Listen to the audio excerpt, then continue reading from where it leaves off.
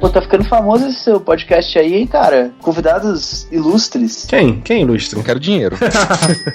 Pô, como assim quem é ilustre? O Ilustre? Eduardo Spor é ilustre, cara. É, bem ilustre. Abajur, não, eu sou lustre, não, sou abajur. O Eduardo Spor mora ali, cara. Você passa em Copacabana, ele tá passeando na rua, malhando na praia, cara. Não, tudo bem, normal. Assim como você passa, você vê o Cauã Raymond também. Mas o Cauã Raymond não é famoso pra mim. Tanto faz. É famoso, né? Mas pra mim, Concepção. mesma coisa que ninguém. A gente tava discutindo esses dias como é que seria o tabletop brasileiro, né? Caraca, Aí ia moleque. ser- Ô, cara. Ia ser a apresentação do Cauã Raymond.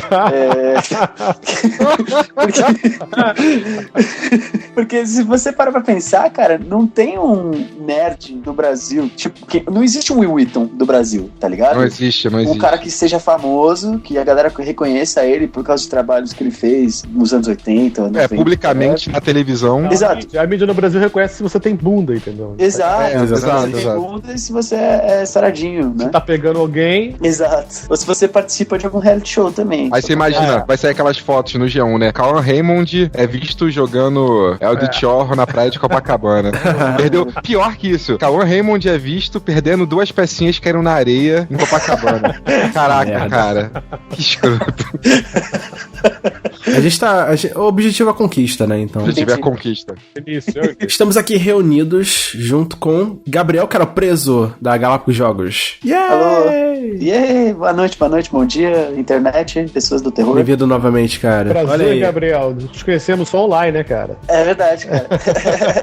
Eu agradeço de novo o convite. Eu acho muito divertido. Galera, o que você achou do episódio que você participou? Eu achei maneiro, cara. Eu achei que ficou bastante informativo. Eu não sei Isso. qual foi a recepção dele. A galera gostou pra caramba, cara. Tava bastante informativo, falou muito do jogo e tal, e eu acho que é legal as pessoas conhecerem esse universo aí de jogos de tabuleiro que muita gente nem sabe que tem, né? Jack, o Gabriel já gravou com a gente sobre Munchkin Zombies. Olha, Então, que foi ótimo. bem divertido, assim, falar sobre isso. Foi um episódio bem divertido. E temos também o Jack Explicador, cara, direto do YouTube. Olá, galera. Um prazer estar por aqui, bater um papo com vocês. Vamos falar sobre Eldritch Horror da Galápagos. Só parabéns, galera. Isso realmente foi uma surpresa pra mim, como não sabia se o mercado brasileiro estava pronto pra um jogo dessa magnitude, entendeu? E foi um sucesso, realmente. A gente nunca sabe se o mercado brasileiro tá pronto pra nada, né? Aí a gente dá o tiro, vê se é certo. Acertaram na mosca, realmente. Acho que abriu portas, cara. Muito bom. Com certeza. Temos também aqui o Roger Rosa. E aí, querido? E aí, galera, tudo bem? Eu acho que é a primeira vez que eu vou realmente falar sobre um jogo que eu tenho jogado atualmente na minha vida, né? Que a gente só fala de coisa velha. Mentira, o Munchkin Zombies também a gente jogava, mas o Eldritch Horror a gente tem jogado mais. Reuniu vários fins de semana aqui em casa pra jogar, foi bem legal. Está sendo bem legal. A gente tem vários anciões ainda pra falar, a gente tem muita coisa pra falar. O jogo é muito grande, a gente não vai falar tudo sobre ele, mas a gente vai comentar, assim, os principais elementos e a nossa experiência, assim, com o jogo. Mas antes a gente tem a leitura de recados do episódio 14, que falou sobre... System Shock.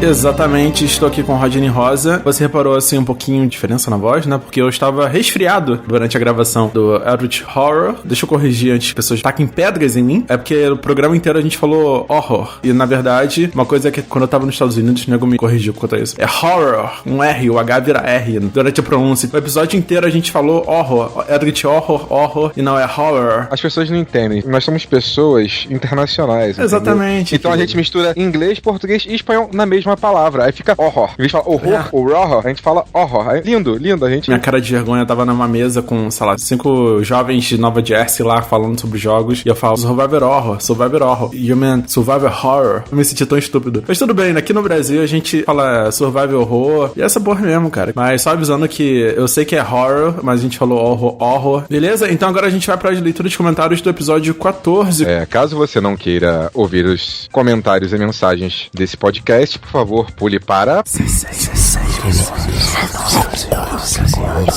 Tô brincando, 16 minutos e 8 segundos.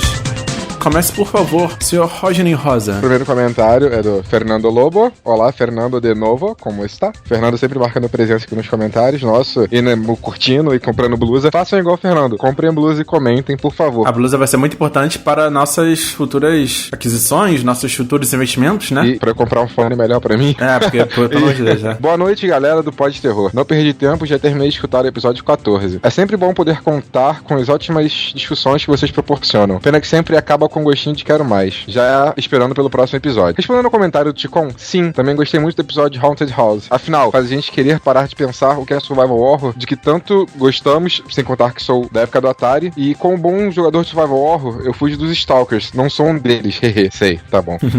Não cheguei a jogar System Shock, mas sempre esbarrava nele em discussões, e sem dúvida ele foi base para vários outros jogos ou personagens, como GLaDOS em Portal e a ambientação de Dead Space, entre outros. A parte do cyberespaço me lembrou o Shadowrun, um dos sistemas de RPG mais populares que existem, com uma ótima ambientação cyberpunk. Rodney, você não está sozinho, também jogo RPG de mesa. Obrigado. Eu não jogo mais hoje em dia, se quiser convidar eu jogo. Eu só não tem mais opções. A gente tem tanto board game que eu jogo board game pra caramba. Só tem tabletop hoje em dia, né, mas RPG. Aí, fico por aqui, feliz por saber que estou ajudando vocês a continuar com esse belo trabalho para nós, fãs de terror. Grande abraço a todos.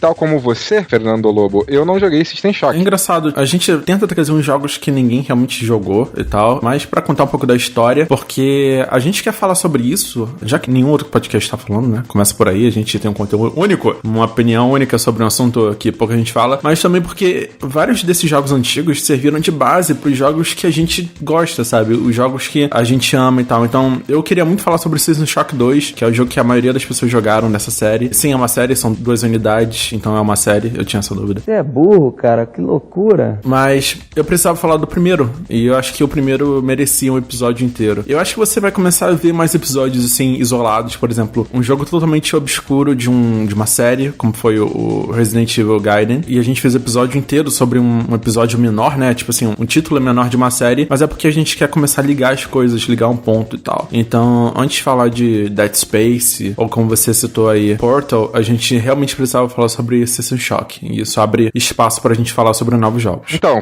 Fernando, obrigado pelo comentário e continua vindo aí, cara. Se quero mais, seu aí sempre tem, quando a gente tem tempo pra... O Fernando, no caso, que a gente tem tempo pra editar e postar os episódios, mas agora, como a gente já falou, no último episódio a gente voltou e tá tudo bem. Continua acompanhando a gente aí, cara. Obrigado. Exatamente. Toma mais episódio aí de 1h30, né? Mais de 1h30 de episódio dessa edição. Então se prepara. Fernando vai ler o próximo comentário, que é do Salem Filho. Está ficando redundante falar que os podcasts estão excelentes. Obrigado por todos nós. Achei fantástico o paralelo temporal dos consoles e dos PCs da época. Quem diria que o SNES, Super NES e o MD... Mega Drive. Nossa, meu Deus. Fernando é rico, não teve Mega Drive, teve só Nintendo. E o Mega Drive estavam vivos na guerra dos 16 bits ainda, onde a mesma se encerraria com o lançamento do PlayStation 1 e iniciaria a geração de 32 bits, que se assemelha aos gráficos do jogo em discussão. O primeiro jogo de PC que joguei foi Doom, de 1993. E na minha opinião, graficamente é superior a esse System Shock, que é um ano mais velho. É verdade, assim, mas é porque Doom foi feito pra computador. Doom era... Não só isso, ele é muito mais baseado na ação, né? Sem muita informação. Já o System Shock, ele é muito baseado no RPG, nos elementos de RPG, no inventário, na narrativa. Você imagina fazer um jogo com gráfico de Doom, com a quantidade de elementos que tinha o System Shock, sabe? Não ia rolar. A proposta não era realmente não ser o tiro, não ser explodir cabeças. Façam mais podcasts de jogos desconhecidos, assim, pois se não fosse vocês, jamais teria descoberto a existência de System Shock, que era um jogo bem à frente do seu tempo, pela gama de coisas a fazer no jogo. A gente tem muito jogo desconhecido pra falar, a gente tem que misturar um pouco com jogos que a gente conhece, né, são os conhecidos, favoritos da galera, mas a gente sempre vai tentar puxar um jogo meio desconhecido, porque torna as coisas um pouco únicas e a galera aprende um pouco mais. A gente só grava de jogo antigo, né, que é nostalgia e a gente ama. Tem que gravar alguns mais atuais também, porque tem muito jogo atual de terror indo muito bem, tá uma nova fase de jogos de terror muito boa hoje em dia. Não tá tão maravilhosa assim, podia ter mais jogos, mas tem bastante jogos famosos na mídia aí, maneiros de terror e de horror. E se você acompanha o site, você tá vendo que tem várias iniciativas no Kickstarter e indie games, a gente tem postado todo dia alguma coisa. Inclusive, o episódio que você vai ouvir hoje, do Eldritch Horror, olha só, eu tentando falar certo, Eldritch Horror, é de 2013, é um board game de 2013, tá? Relativamente novo. Rodney, leia, por favor, o comentário da Larissa Chevanko, eu tenho que aprender isso. Larissa Chevanko, parece russo, alguma coisa assim, né? Larissa é muito bonita por acaso. Essa foto do Stormtrooper? Não, na verdade eu já achei o Facebook dela e vi as fotos dela. What? Master Ninja Stalker, o único comentário de menina pelo jeito cai logo em mim, por acaso. Então, oi Larissa, tudo bem? Eu vou ler seu comentário com uma voz um pouco mais legal. Boa tarde, bracinhos pro alto. Uhul, muito feliz pelo retorno do Pod Terror. RS. A gente tá sempre voltando, né? Já percebeu? A gente tá... O nosso retorno atual é fixo, eu espero. Por favor. Depende do Fernando, porque eu sempre tô disposto a gravar. A gente tem postado direto, cara. Olha só quanta coisa apareceu. Tem notícia agora direto, tem page views. Vai lá e olha o site. Ansiosa como estava, não poderia deixar de vir o Pod Terror 14, XD. Apesar de ter apenas um ano quando lançou o System Shock, ela tinha um ano quando foi lançado o System Shock, no caso, de também nunca ter jogado, gostei muito do cast. Despertou minha curiosidade e confesso que fiquei com vontade de jogar. A gente pode jogar junto, Larissa. Eu não joguei também. Para, Roger, deu comentário. E antes de encerrar meu pequeno comentário, gostaria de perguntar se envio meus comentários por aqui mesmo seria melhor por e-mail. Tudo de bom para todos. Uma ótima semana e até o próximo cast. Larissa, você pode me adicionar no Facebook, me mandar mensagem pelo Facebook. Não.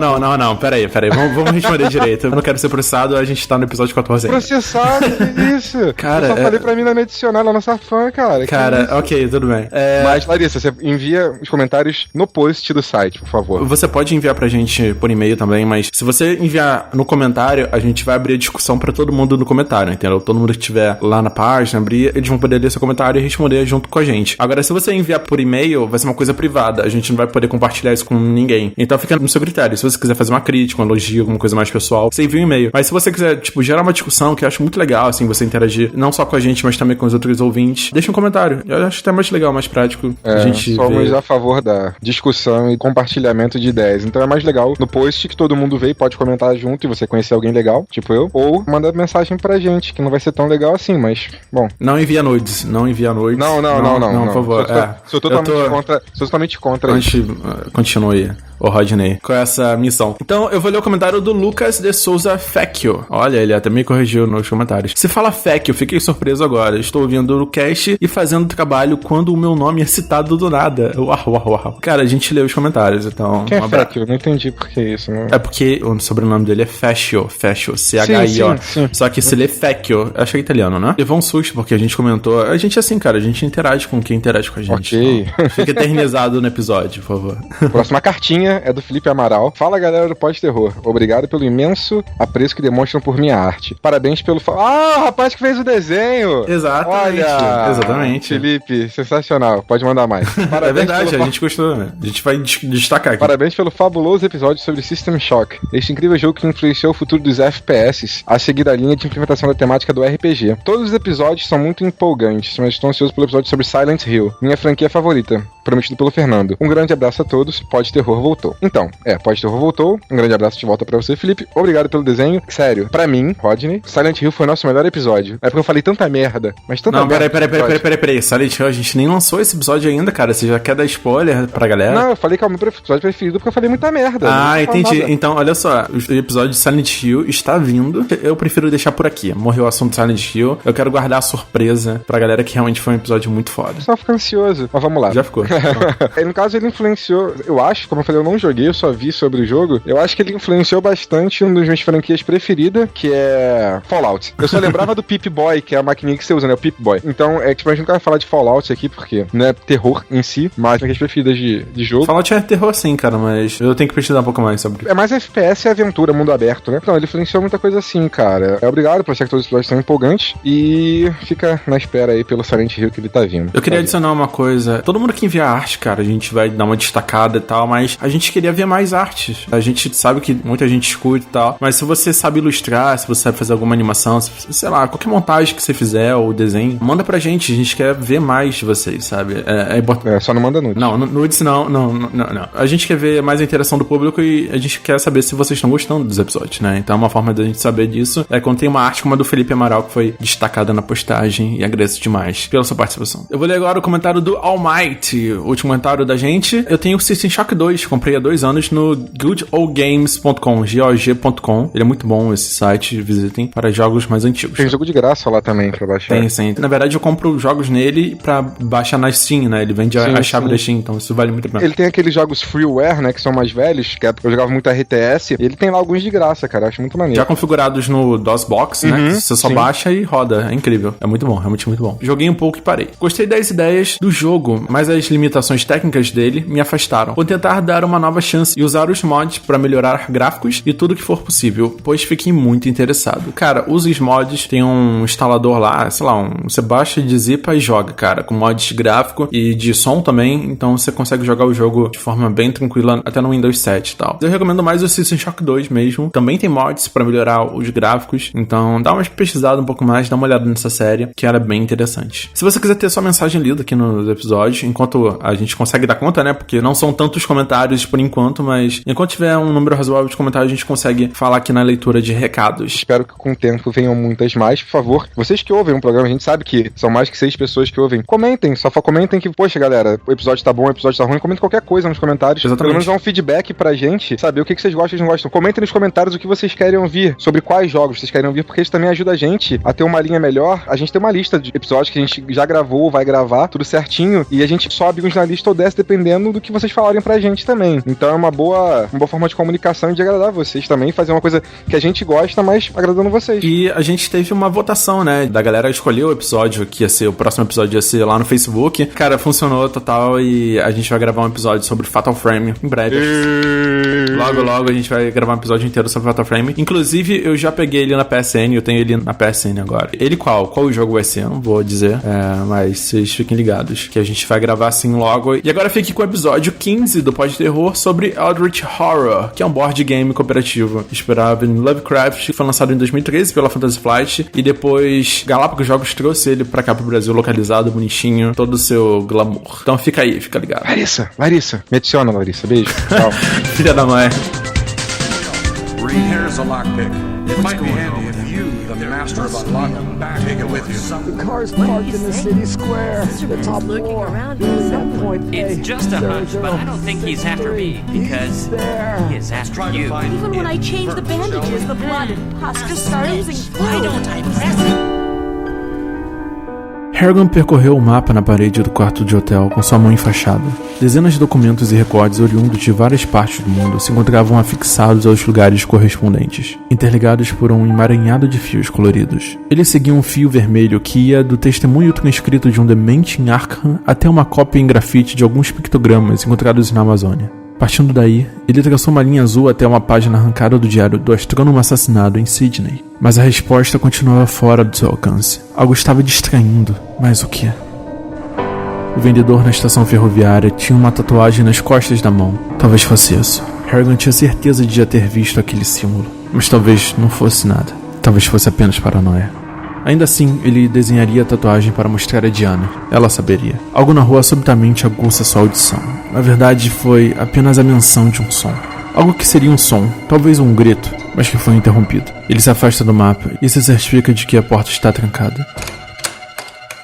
Durante as 9 horas em que esteve na cidade, ele se dirigiu da estação ferroviária direto para o museu, e em seguida para o hotel.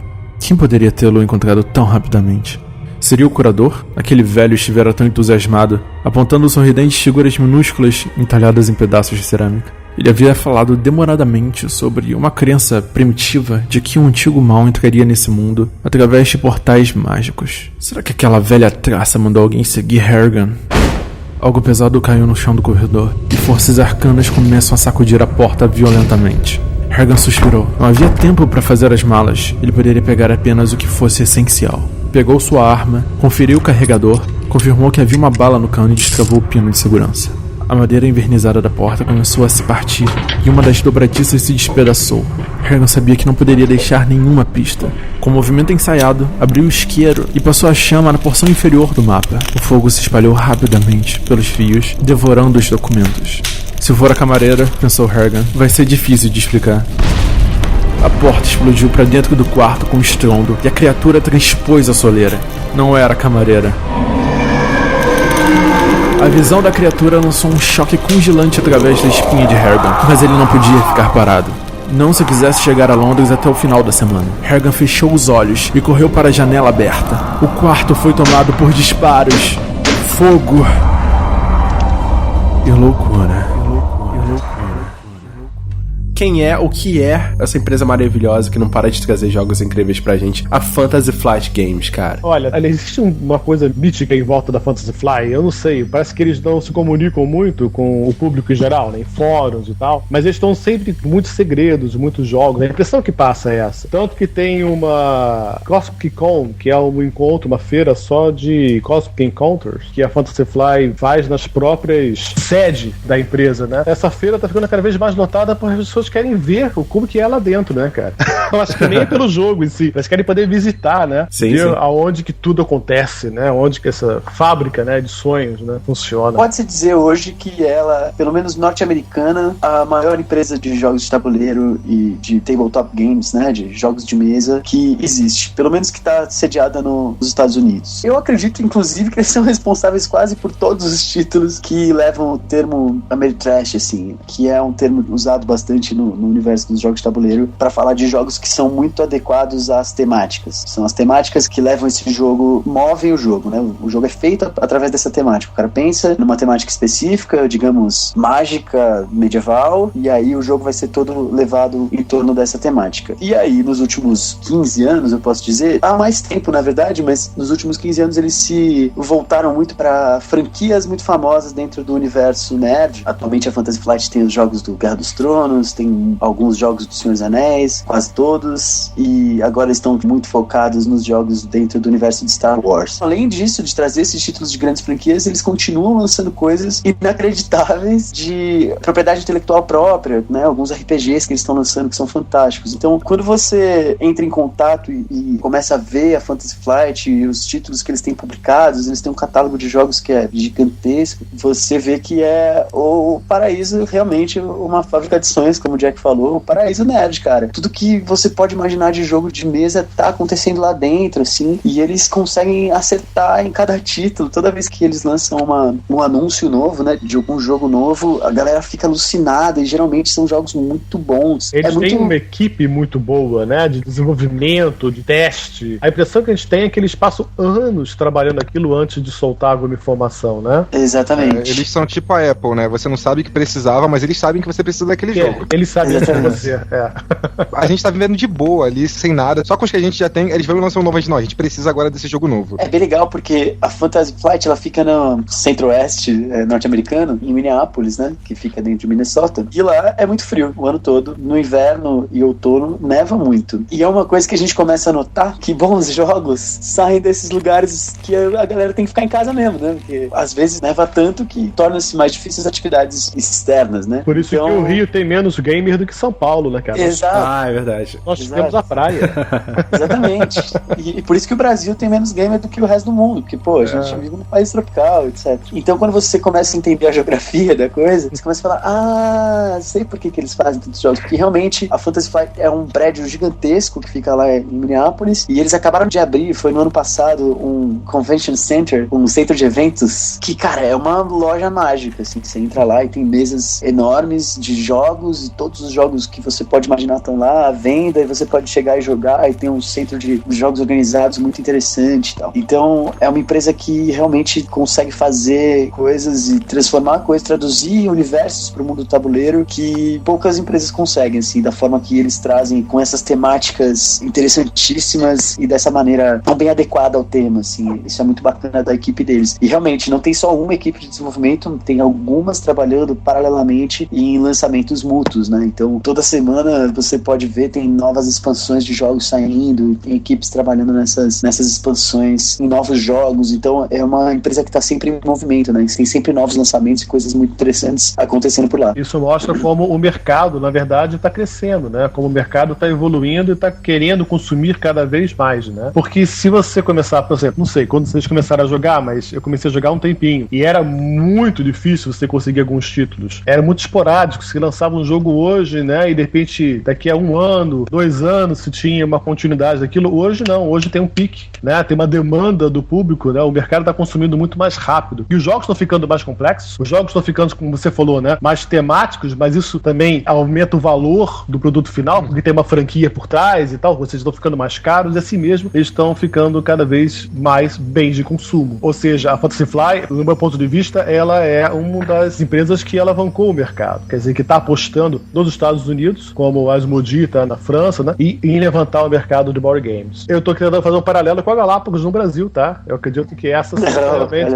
é sério, né? É quem tá alavancando o mercado. Pela sua visão, Jack, como é que é a influência, assim, da Galápagos no mercado nacional de board game, assim? O que você tá vendo, assim, de mudança que tá chamando a atenção pra caramba, não tá? Olha, eu acho que são dois momentos, tá? Você tem o momento de vir, que acontecia isso que eu falava com vocês, tá? Ela acompanhava esse nível de lançamentos, assim, anuais e tal. Eu acho que ela tá se adaptando novamente ao mercado nacional, mas a Galápagos já teve uma oportunidade muito boa, o momento certo de começar. Quer dizer, conseguiu títulos com grande apelo para trazer novos jogadores para a mesa, né? E isso foi muito importante, porque a gente via 2 anos atrás, era muito difícil você conseguir um grupo de jogadores. Eu tinha alguns amigos, então hoje eu participo de 4 grupos semanais de jogos, e cada vez com mais gente, cada vez com mais evento. Um deles está virando um encontro que já tem 20, 30 pessoas, a cada semana chega mais gente, e todos eles chegam com um Zombicide debaixo do braço, todos eles chegam com um Munchkin debaixo do braço, né? Alguma coisa assim.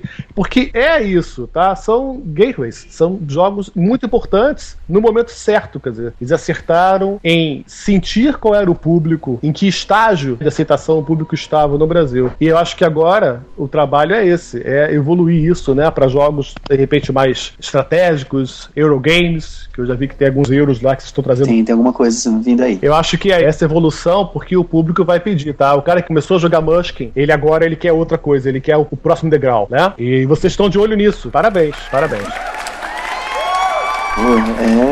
É bom ouvir isso.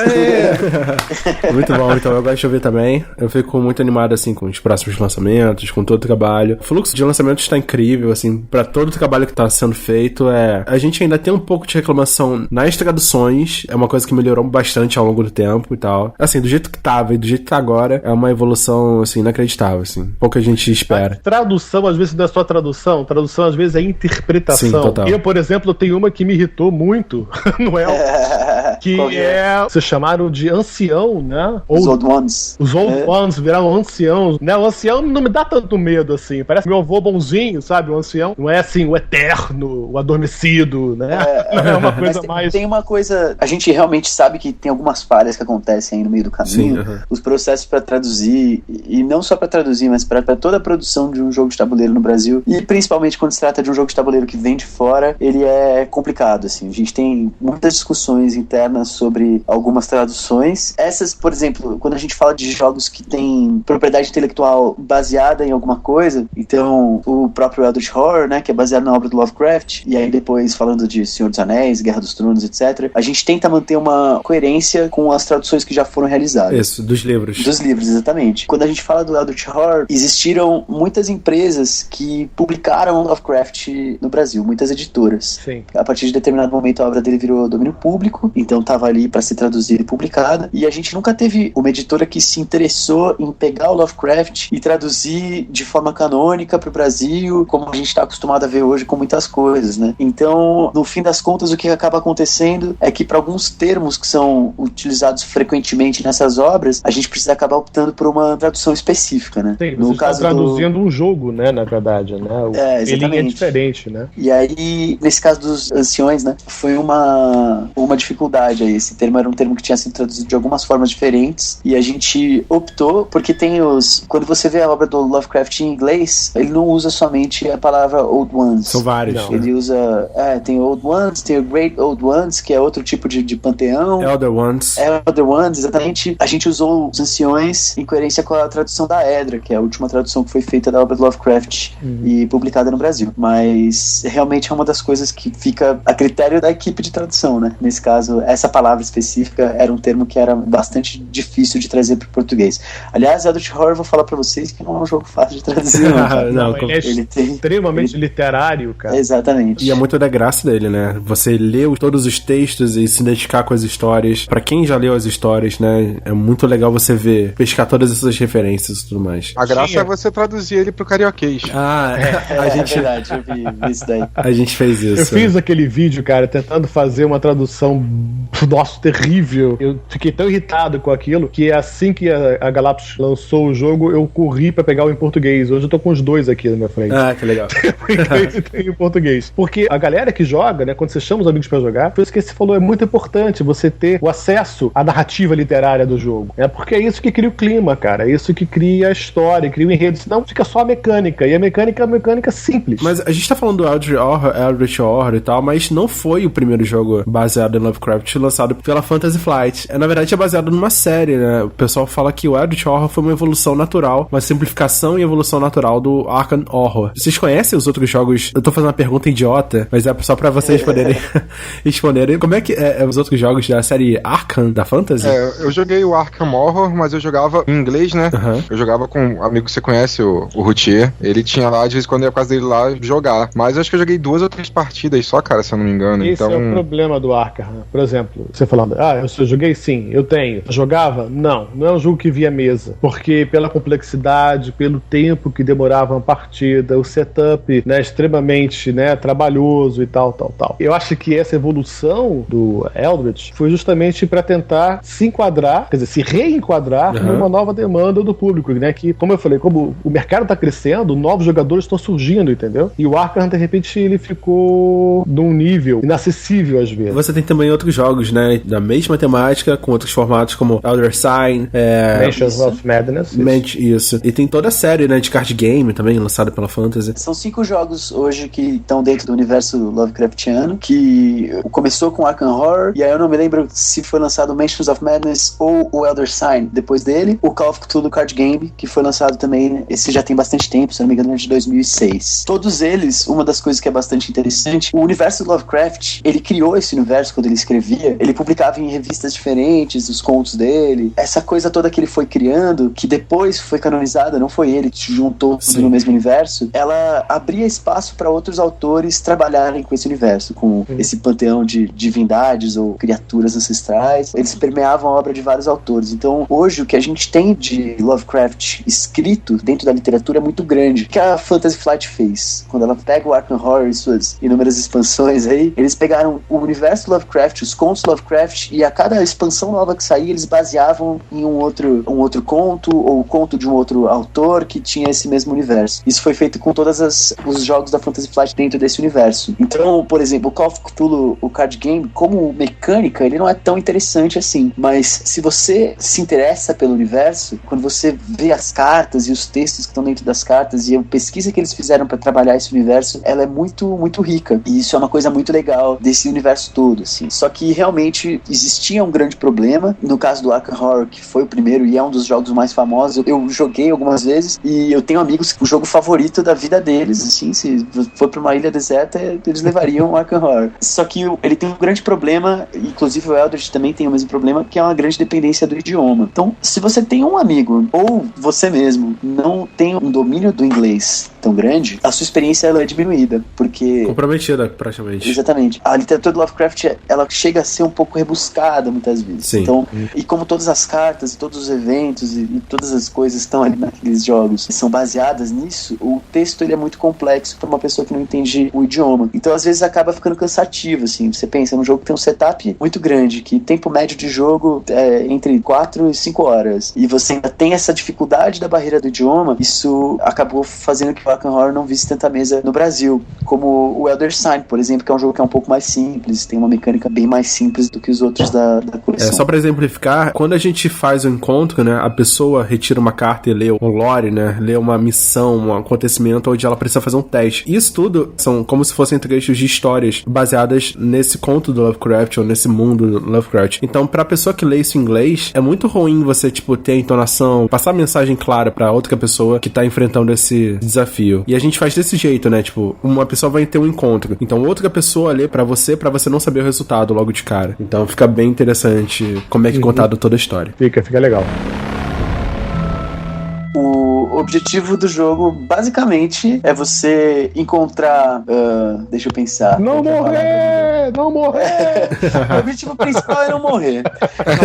Não existe, você vai pra morrer. você vencer o jogo, exatamente, pra você vencer o jogo, você precisa encontrar pistas que vão te ajudar a resolver um mistério sobre uma grande criatura ancestral que tá adormecida e ela pode despertar e trazer alguma coisa muito terrível pro mundo. Nem sempre, e isso é uma coisa que acontece bastante na literatura do Lovecraft, nem sempre ela vai destruir o mundo de imediato. Ela pode fazer que todo mundo fique maluco, que é uma das coisas mais comuns. Essa criatura pode querer reinar sobre a Terra e trazer todas as pessoas para serem servos e escravizar a humanidade, ou ela pode simplesmente devorar tudo, que é uma dessas possibilidades. Então, o seu objetivo você vai enfrentar de certa maneira, mas é mais um enfrentamento filosófico do que um enfrentamento físico. Uma dessas criaturas ancestrais que estão adormecidas e podem trazer o terror para a humanidade, e a sua maneira de fazer isso é tentando angariar pistas que vão te ajudar a resolver os mistérios sobre a origem dessa criatura, sobre qual que é a maneira que ela vai agir sobre a humanidade, e se você descobrir esses mistérios com sucesso, você consegue impedir que essa criatura desperte, pelo menos por um tempo. A melhor parte é essa. Ninguém nunca tá livre, cara. No Adult Horror, essa é a verdade. Amigo ouvinte, você que está ouvindo a gente agora, se você gosta de finais felizes, se você acha que tem um príncipe encantado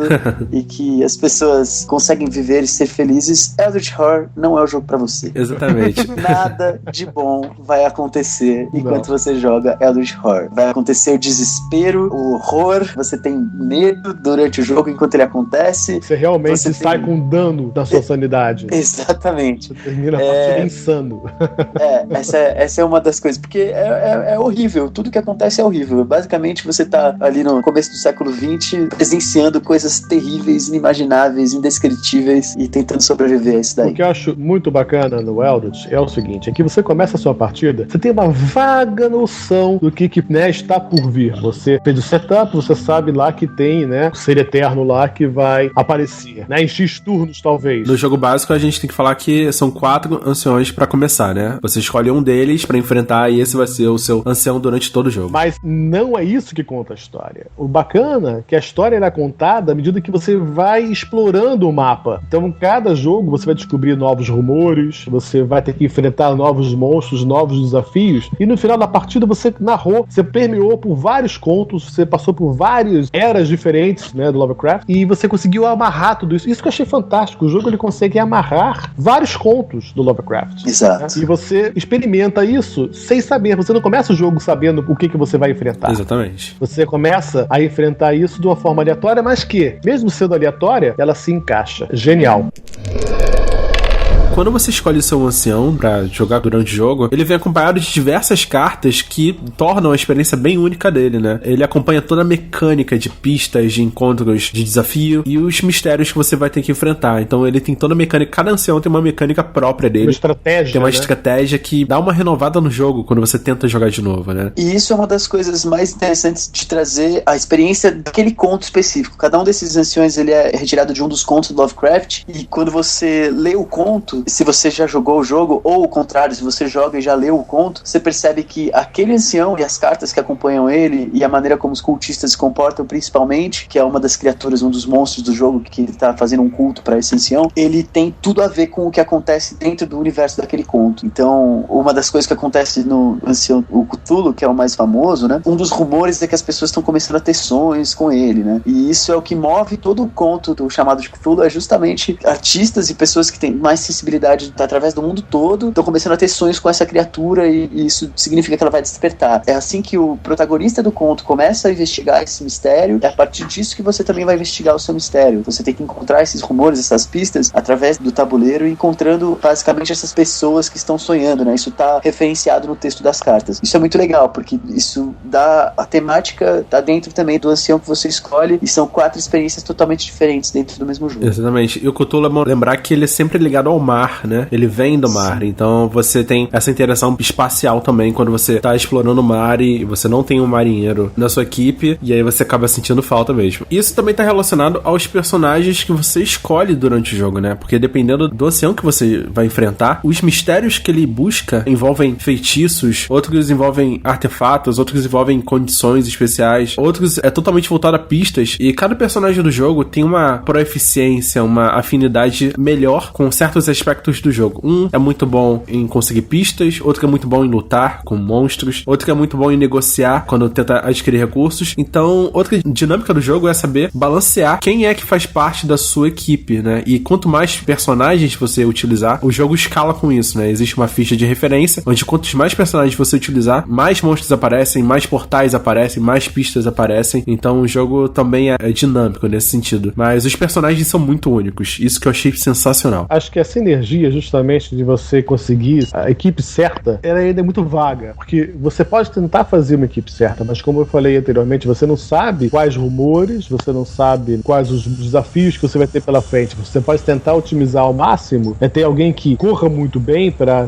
se for necessário, se deslocar para um rumor muito distante rapidamente. Você pode ter alguém que, de repente, vai conseguir adquirir novas armas e novos artefatos e possa distribuir, como o Charlie faz isso. Você pode até criar uma estratégia para minimizar, para te dar chances de estar preparado para o desafio. Mas o mais bacana do jogo é justamente essa opção de você, cada vez que você jogar, você querer experimentar uma estratégia nova. Hoje em dia eu sorteio, eu não crio mais uma equipe ideal, porque funciona, sempre funciona. Se você jogar direito, se você tiver cautela, você consegue ganhar o jogo. Mas a experiência de jogo muda. Então a tal da rejogabilidade está muito também nessa diversidade de personagens, entendeu? E tem uma coisa também que acontece muito no jogo, principalmente quando você está jogando com menos jogadores, com 2 ou 3 personagens. Eu já tive uma partida, por exemplo, em que eu acho que a gente experimentou todos os personagens, porque ele não tem a eliminação. Então, quando o seu personagem morre, pra quem nunca jogou, tá, galera? Fica uma dica, tá? Ele não tem eliminação, você vai até o final do jogo. Enquanto o ancião não despertou, você retorna no turno seguinte com um novo personagem. E aí você tem que rever suas estratégias, né? O jogo muda drasticamente, porque você tá, de repente, com objetivos ali, você tem que mudar a sua estratégia de jogar. E eu já fiz uma partida em que a gente usou todos os personagens. Perdemos no final, lógico. Óbvio. Claro. Óbvio. Se você conseguir usar todos os personagens, não tá vindo bem seu jogo. Não tá vindo nada bem, nada bem. Uma das coisas que é legal também dos personagens, e isso, de novo, palmas pra Fantasy Flight por ter desenvolvido esses jogos, é que muitos dos personagens de Eldritch Horror estão nos outros jogos da franquia. Então os personagens, quando você joga os outros jogos, Arkham Horror ou Mansions of Madness, esses mesmos personagens, eles estão nos 2 jogos. Então você tem a sensação de que é realmente uma equipe de investigadores que tá sempre envolvida nesses mistérios. E todos eles têm um motivo, eles têm um background, eles têm por que eles estão lá? Por que eles estão fazendo essa investigação? Da onde que eles descobriram isso? Porque eles têm todos passados muito diferentes, né? E todos eles têm habilidades diferentes que têm a ver com as suas profissões. Isso é muito legal porque foi criado esse universo para todos esses personagens, criada a história deles e por que eles estão ali, né, presentes nessa situação. E isso também é um elemento, como o Jack falou no começo do programa, que o jogo, você consegue criar uma história, uma narrativa a partir do que está acontecendo ali. O personagem que você está jogando, ele vai passar por várias experiências que vão fazer, no final do jogo, você ter construído toda uma história mesmo, um roteiro para aquele personagem. Isso é bem legal, porque o seu personagem pode ser aprisionado em algum momento ele pode ser amaldiçoado, em algum momento ele vai passar por uma experiência que vai fazer com que ele... sinistros são pacto sinistro, exatamente. E uma das coisas que eu acho muito bacana, pelo menos pra mim é muito legal, quando um personagem morre ou perde totalmente a sua sanidade, que são as 2 maneiras do personagem ser eliminado no jogo, muitas vezes aquele personagem, muitas vezes não, sempre aquele personagem estava sendo essencial pra partida naquele momento. Então é quase como se todo mundo estivesse vivendo um filme, e aí um dos caras importantes do filme morre. E aí você fala, puta, o que a gente vai fazer sem esse cara? E geralmente é num feito épico, né? Enfrentando uma grande criatura, ou passando por uma provação sinistra, assim. Então, isso é muito legal, porque se você tá contextualizado naquele ambiente ali de jogo, se você tá realmente vivendo a história daqueles personagens, você acaba tendo uma experiência muito bacana de imersão dentro do universo. Se você fica realmente imerso dentro daquele universo. Por isso que você sai da partida exaurido. Ele não é um jogo que intelectualmente, assim, ele não é um frita-cérebro em termos de estratégia, mas ele te esgota emocionalmente durante a partida. Principalmente porque quase 100% dele é baseado em dados, né? É rolagem de dados. Sim, rolagem de dados, a sorte e tal, mas não é isso que te exaure emocionalmente. Ah, é sim, cara, desculpa. Eu fico... Sabe por que o Fernando tá falando isso? Porque ele é muito ruim no dado. Não, Ele olha é só. muito ruim no dado. Não, mentira, o Zé ainda é pior que você. O José conseguiu rolar 7 dados, não acertar nenhum, rerolar 2 e não foi, E cara. rolar mais um. Ele não conseguiu, cara. Um acerto. Estressado, cara, tu fica. O problema é ele fazer isso várias vezes no Mas jogo. eu acho que o que exaure você, eu acho que você sente a insignificância do poder do seu personagem, que você achou que era o fodão, né?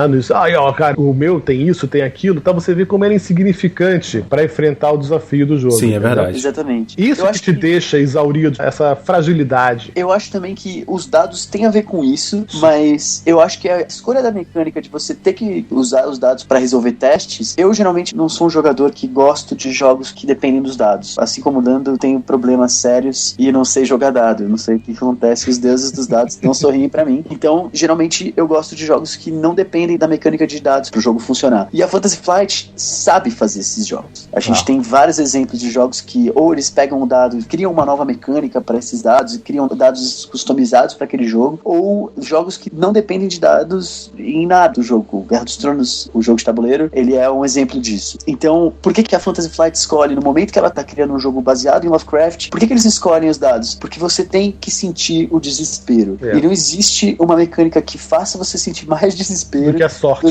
sorte. Do que você rolar 7 dados e não ter o resultado que você precisa. E isso é uma escolha, entendeu? O jogo, ele não perde por conta disso. Ele ganha mais dessa sensação de desespero e, como o Jack falou, de insignificância perante a sorte, ao acaso, no caso... A magnitude, né, do tema. Tem muita gente geralmente que não gosta, até gosta de jogar esse tipo de jogo, mas às vezes ela não tenta arriscar por causa disso, né? Por causa desse medo do dado sair com o número... E fica naquela, vou, não vou e nunca vai. Mas eu acho que acaba que essas pessoas ficam sempre com esse medo de jogar o dado, só que quando jogam um dado, o dado sai no 0, né? Se você vai sem o medo, né? Se você vai, eu não vou arriscar.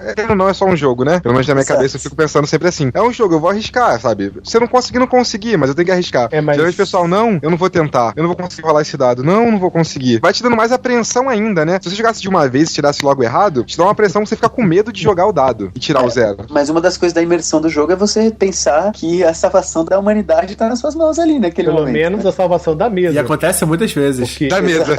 É um cooperativo, cara. E dependendo com quem você está jogando, algumas pessoas estão levando a sério a possibilidade de ganhar e tal.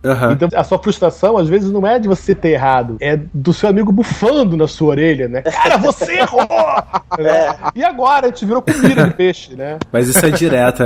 Nesse jogo é direto. A gente já passou por uma situação que é recorrente, assim, nos grupos sobre o Eldritch Horror, que é você fazer uma sequência de jogadas épicas de um dado ou 2, quando a pessoa tá amaldiçoada, só pode tirar um 6 pra dar certo. Uma sequência de resultados de você e seus amigos que você resolve o terceiro mistério, finalmente. Porém, você só ganha o jogo no final da fase do mito. E na fase do mito, ele vai lá e acorda a porra do monstro. Cara, que ódio. Cara, foi uma sequência de... Que vacilo. Das estrelas guiando a gente. Tudo era lindo, tudo era maravilhoso. Todo mundo. E aí, vamos ganhar. Uma carta do mito vai lá e acorda o monstro. Uma carta só. Cara, podia ser qualquer outra, mas uma só. O jogo é... Cruel. É cruel. Lovecraft estava em alma e corpo. Dá aquele beat slap com a parte da mão de fora, assim, né? Te dá isso e você fica com a sua honra no lixo, cara. Você fica triste. Você fica. É foda. E aí começa a odisseia toda de novo contra o monstro, contra o ancião que acordou. A primeira vez que a gente jogou, o Fernando morreu 3 vezes. É verdade. Dos meus, esse é dos meus. Porque eu ia pra porrada e eu não era um cara de porrada, né? Então você tava fazendo errado, né, cara? Eu parei com isso depois.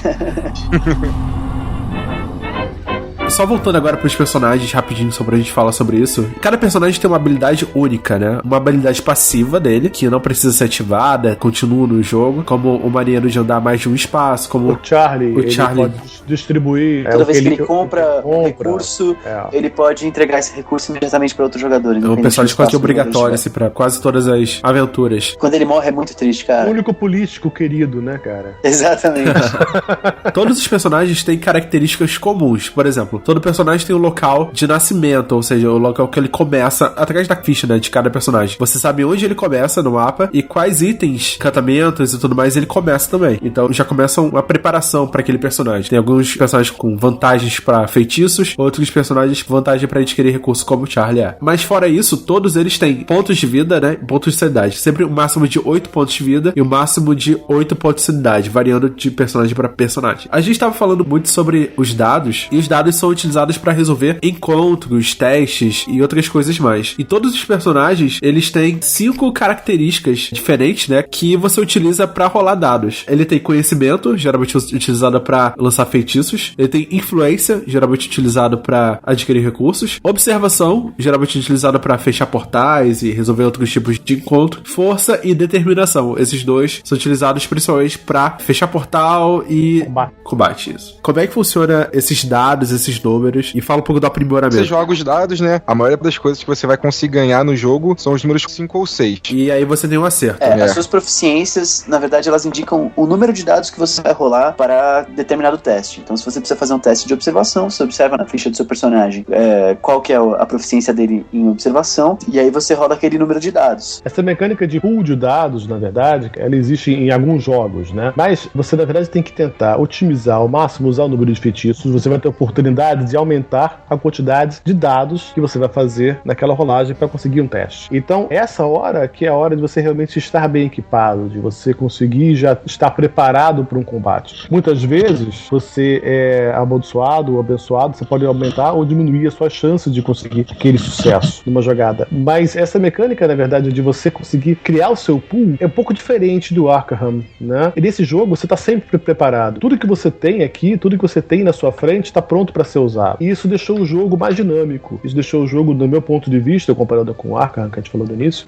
foi um grande diferencial, realmente, de deixar o jogo mais rápido e mais intuitivo. E ele também cria dificuldade nos encontros, né? Por exemplo, eles têm modificadores de adicionar ou remover dados dessa sua pool, né? Sim. Vem da sorte também. Quando você tá fazendo um teste mais difícil, você tem menos dados pra fazer um teste de observação, por exemplo. Uma das coisas importantes é que você nunca sabe quando você vai precisar usar determinada proficiência. Isso é uma das coisas que traz essa sensação de desespero ou de incapacidade em relação à magnitude do jogo. Porque às vezes você tá com um personagem de suporte, né? Como o Charlie, por exemplo, e você precisa resolver um encontro na sua fase de encontros, né? Que a gente já vai falar um pouco mais pra frente. E você não sabe qual que vai ser o teste que vai ser necessário pra você ali naquele momento. Às vezes é um teste que você tem uma proficiência alta e às vezes é um teste que você não consegue realizar porque a sua proficiência é muito baixa. E é isso que traz a grande sensação de você nunca saber o que tá na próxima carta. Qual que é a próxima coisa que você vai ter que fazer. Então por isso que você tem que se preparar, se equipar o máximo possível pra qualquer tipo de ocasião, né? Tentar andar com as pessoas certas, né? Tentar andar com os personagens próximos que possam ajudar ou complementar mais ou menos um ao outro. Isso é muito legal porque o jogo também proporciona a possibilidade de você aumentar as suas proficiências. Em alguns lugares específicos você consegue melhorar determinadas proficiências. Então, um personagem que é fraco em determinada proficiência, ele pode ficar um pouco mais forte naquele quesito específico. Ou um personagem que já é forte em determinado quesito pode ficar ainda mais forte e aí ele pode ser um fator decisivo no jogo. Vários itens, equipamentos, feitiços, artefatos que a gente vai falar um pouco mais pra frente, também são modificadores durante vários encontros e principalmente nos combates. Exatamente. E isso é uma mecânica que é muito emprestada dos RPGs, né? Que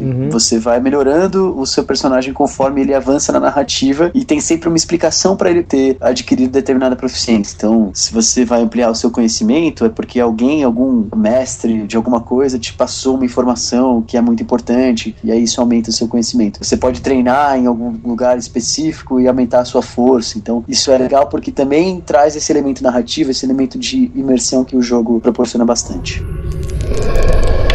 O jogo é dividido em 3 fases. Na verdade, são turnos, né? Geralmente são 15 turnos que o jogo acontece. Cada turno ele é marcado pela fase do mito, como a última fase, e cada turno é dividido em 3 fases. Isso pode ser um pouco complexo, assim, pra quem tá começando, mas depois que você entende como funciona cada fase, você cria um ciclo, um ritual que vai ficando automatizado. No começo a gente tinha muita confusão em qual fase tava. Depois de um tempo fica muito natural. No meio da partida já tá tudo mecânico, né? Já tá todo mundo totalmente mecânico. Mas quando você começa a jogar muito esse tipo de jogo, que tem várias fases antes de um turno, você vai jogar outros tipos de jogos, acabam ficando mais rápidos. E, pelo menos pra mim, eu fui jogar o Betrayal, pra mim era muito rápido e é chato. Eu quero jogar 500 vezes o jogo pra eu ter a experiência que eu tenho uma vez no Eldritch, de 3 horas e meia. Eu gosto de ter uma experiência longa no jogo de tabuleiro, né? Então, pra mim, essas 3 fases são maravilhosas. As 3 fases são a fase de ação, onde cada personagem executa a sua ação, começando sempre pelo líder da expedição. A cada turno, uma pessoa é eleita como líder da expedição. Na verdade, é eleita no início do jogo e no final de todo o turno, ou no início de cada próximo turno, turno, ela pode passar esse líder pra outra pessoa. Geralmente o líder da expedição, ele é alvo das maldições, alvo de algumas coisas ruins, mas também é alvo de coisas boas, e ele marca quem vai começar o turno. Então é importante algumas vezes você passar esse líder da expedição pra outra pessoa, pra que o turno comece de uma forma melhor, assim, pra todo mundo do Essa grupo. coisa de escolher o outro líder é uma das coisas mais cruciais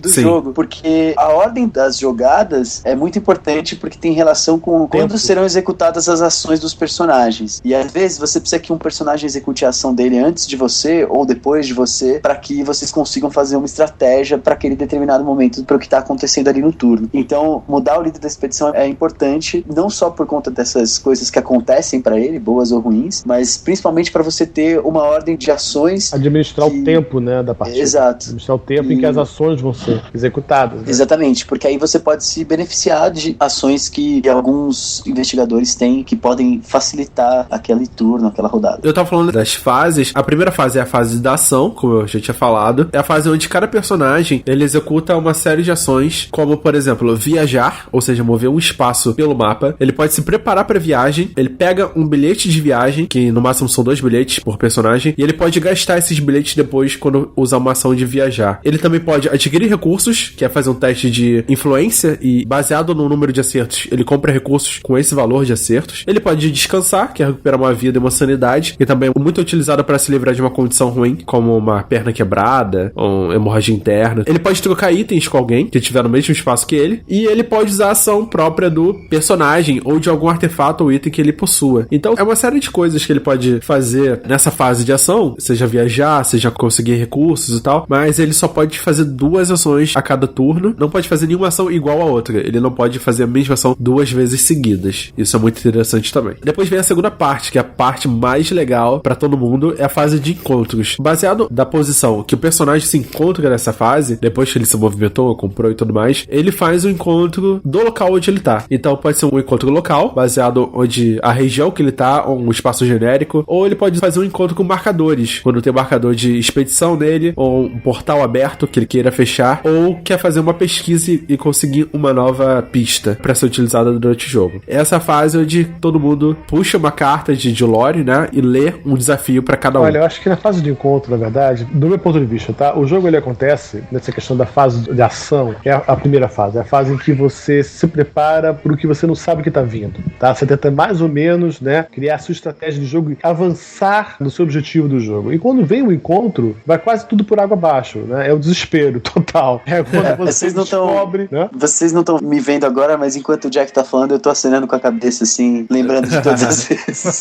que isso aconteceu. Não é verdade?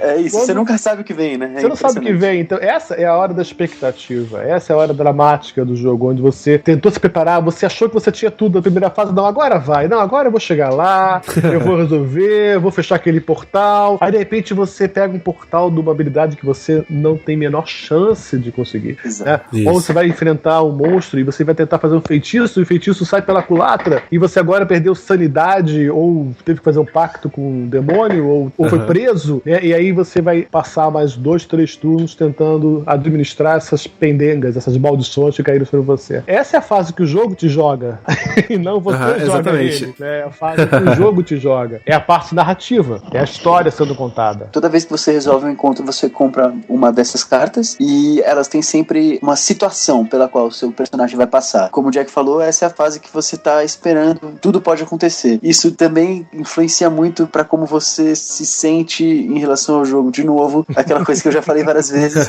que é você estar desesperado e não sabendo o que vai acontecer, e quando tem outra pessoa lendo pra você, você fica esperando o que você pode fazer pra resolver aquilo. E as cartas são muito bem escritas, né? Então, realmente, a história que vai se desenrolando enquanto você tá esperando o que pode acontecer com você, todos os encontros têm esse tipo de relação, que é muito legal. Essa é uma fase que é mais interessante durante o jogo. Agora, pra quem nunca jogou, tá ouvindo isso agora, pode ficar com medo do jogo. Não fique com medo.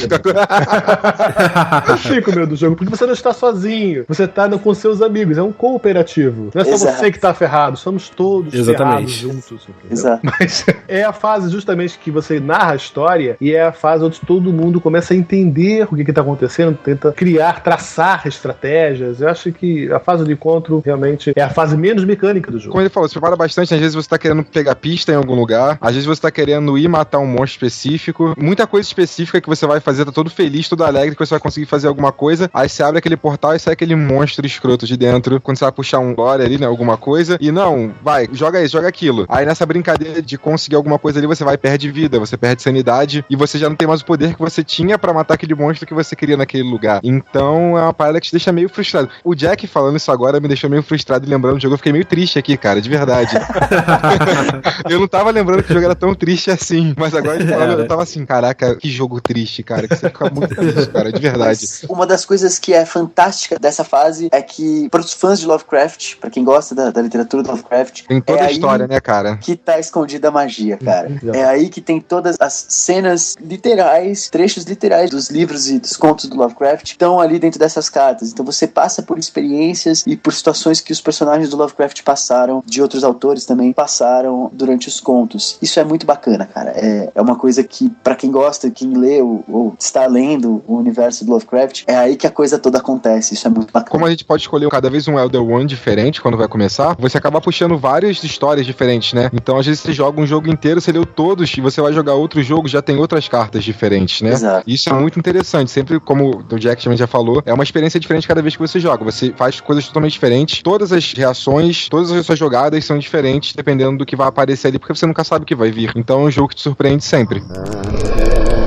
Os encontros, eles são baseados na sua localização no mapa e qual o marcador está junto com você nesse mapa. Então você vai ter diversos pequenos decks. Você vai ter um deck genérico para encontros de locais genéricos, como um encontro no mar, encontro numa cidade ou um encontro num espaço selvagem. Você tem pequenos decks com regiões coloridas, onde elas geralmente melhoram a sua proficiência em alguma habilidade ou te dão um artefato. O seu objetivo de encontro já meio que pré-definido, ou geralmente o que normalmente acontece naqueles locais. Você também tem o encontro de expedição, que é onde você consegue um artefato. Geralmente artefatos são muito importantes para lutar contra os anciões. Você também tem os encontros do outro mundo, que a gente não falou ainda sobre isso, mas durante o jogo a gente abre diversos portais, e nesses portais são importantes pra gente resolver mistérios, mas também são importantes pra gente fechar, porque nele nascem monstros em determinados turnos. E também tem os encontros de pesquisa, que aí esses encontros, sim, eles mudam conforme o ancião que você tá jogando. E neles você tenta adquirir novas pistas, que são usadas para resolver mistérios ou para rerolar alguns dados quando você quiser, gastando sempre uma pista. A terceira fase é a fase de mito. Pra mim, essa é a pior fase, né? Essa é a fase que ele vai manipular o mapa. Qual o sentido isso? É a fase que, dependendo da carta que você puxa, né? São 3 tipos de cartas, são 3 cores: azul, verde e amarelo. Eles manipulam o mapa de alguma forma, criando um rubor que você precisa resolver, ou criando o desafio, ou fazendo um efeito que afeta todo o grupo. Ou tudo ao mesmo tempo. Ou tudo ao mesmo tempo. É a fase mais traiçoeira, talvez, porque acontece muita coisa nela. Eu diria que as 3 fases, elas vão crescendo num nível o quanto pode dar merda. Então, na fase de ação é um passeio no parque, né? Você vai lá, resolve suas ações. As outras acabam demorando mais com o tempo, né? Exato. A fase de ação você vai lá, pega seus itens, faz o que você tem que fazer, se movimenta, prepara pra viagem e se prepara. Na fase de encontros, você pode ter sucesso no que tá acontecendo. Pode acontecer alguma coisa que seja boa. Geralmente, se você consegue resolver os testes, você consegue ter sucesso no que você tá fazendo. É difícil acontecer alguma grande catástrofe. Agora, a fase do mito, geralmente, é onde vai acontecer a grande coisa terrível daquele turno. Então, as 3 fases, elas vão crescendo no nível de horror, assim, de fato. Então, a primeira fase, você tá ali resolvendo as coisas. Na segunda fase, você consegue administrar. E a terceira fase, você simplesmente observa enquanto o ancião faz a mágica dele pra tentar te destruir. Na verdade, no meu ponto de vista, a terceira fase, a fase de mito, é o relógio do jogo, entendeu? Definitivamente. É quando o jogo é impulsionado, é quando a história é impulsionada para a próxima etapa. E esse relógio é o que também causa a pressão, não só a questão dos 15 turnos, mas é onde surgem novos desafios, onde os marcadores, as constelações se mexem, tudo pode mudar, tudo pode acontecer fora do seu alcance, né? E essas cartas de mito, elas também são bastante importantes em termos de mecânica do jogo, sim, porque é através delas que você consegue afinar a dificuldade do jogo, né? Isso. É através desses tipos de carta, né, dessas 3 cores, que você consegue remover algumas cartas que seriam mais fáceis, por assim dizer, né, que trariam resultados e consequências positivas. Já são poucas cartas, mas você consegue remover essas cartas e você consegue adicionar cartas de maior dificuldade. Então, é aí que você afina a dificuldade do jogo, você transforma ele quando você tá antes falando da partida cartas começar. positivas, você tá falando as menos piores, Isso. né? Não, tem algumas cartas que são de fato positivas. Eu, inclusive, me lembro bastante de uma carta de mito que ela te dá uma condição de abençoado. E é a única, assim, você visita uma igreja. Você visita uma igreja e o bispo, se eu não me engano, te dá uma... Eu nunca dei essa sorte. Pois é, mas tem algumas cartas que são positivas, mas são poucas. Geralmente, o que vai acontecer é uma coisa menos pior do que o que poderia acontecer. Cada ancião, ele possui 3 fases do jogo, que são compostas por 3 a 7 turnos. O que acontece? Cada ancião, ele tem um deck do Mitos, tá? Que você constrói, totalmente aleatório. Então, na primeira fase, ele fala 2 cartas amarelas, uma carta verde e uma carta azul. Ok. Na segunda fase, já são 2 cartas azuis, 3 verdes e uma amarela. E por aí vai. Cada ancião tem uma construção de deck de mito baseado em 3 fases. Ou seja, toda fase de mitos nunca vai ser igual a outra quando você jogar. Porque são, sei lá, mais de 70 cartas de mitos diferentes e você só vai usar 15 delas. Exato. Então você sempre tá modificando isso e é totalmente aleatória quando você monta. Por ser um jogo expansível, as expansões adicionam mais cartas de mitos e mais cartas de encontros diferentes. Então a experiência vai sempre sendo aprimorada e tendo uma maior variedade de situações que podem acontecer. A rejogabilidade aumenta pra caramba. Sim, isso, né? sim. E quando você puxa uma carta de mitos nessa fase, né, você começa a resolver alguns efeitos deles. Uma série de símbolos em cima que resolvem situações da mesa. O primeiro símbolo que pode aparecer é o símbolo pra avançar o presságio. O presságio, cara, é um marcador que fica na mesa, ele é fixo, né? E você gira o presságio entre 4 símbolos. São constelações, né? Quando você anda um presságio, para cada portal aberto com aquele símbolo do presságio, o marcador de perdição anda no mapa. Cada ancião tem um marcador de perdição. Quando ele chega a 0, o ancião acorda. Então é uma luta contra o tempo para que esse marcador da perdição não chegue no 0 e o ancião não acorde enquanto você resolve 3 mistérios dos 4 mistérios disponíveis na coleção básica. O marcador de presságio, ele é uma das coisas que traz a temática do jogo. O Lovecraft, ele é conhecido por ser um dos precursores, talvez o criador de um gênero de horror que é o horror cósmico, né? E o horror cósmico tem esse nome porque tem a ver com, nem sempre criaturas alienígenas, mas tem sempre a ver com o posicionamento das estrelas ou como os astros se comportam em relação à humanidade naquele momento. O alinhamento, né? Abres portais para outras dimensões e tal. Isso é uma grande determinadora aí do que acontece nos contos e logo o marcador de presságio representa isso dentro do tabuleiro. Isso é muito bacana. E o presságio é utilizado também em alguns mistérios. Você realmente precisa estar alinhado um presságio com um portal para você poder fechar ele e resolver o mistério. Então tem umas loucuras envolvendo isso. Dependendo do mistério que você tem que resolver, você tem que fechar o portal específico que apareceu naquela fase do mito pra onde ele rodou. Então, às vezes você fica naquela, vou fechar o portal, mas se eu fechar o portal, eu não consigo resolver o meu mistério. Você tem que esperar, sendo que você esperar chegar ao próximo, você vai abrir mais portais e você vai ter mais problemas. Então, você fica naquele dilema. O que eu faço? Eu fecho e não resolvo o negócio, eu espero um próximo abrir, ou eu deixo outro abrir e resolver esse, depois eu me viro com outro. É uma parada que vai escalando ali e você tem que resolver o que você vai fazer. No final você se ferra. Isso é. Não, você morre. Você morre. Não tem. Vou esperar o próximo turno pra fechar esse portal porque é do presságio. Aí você não fecha nenhum no final das contas. Nasce monja pra caramba em cima de você. Aí você tá ferrado.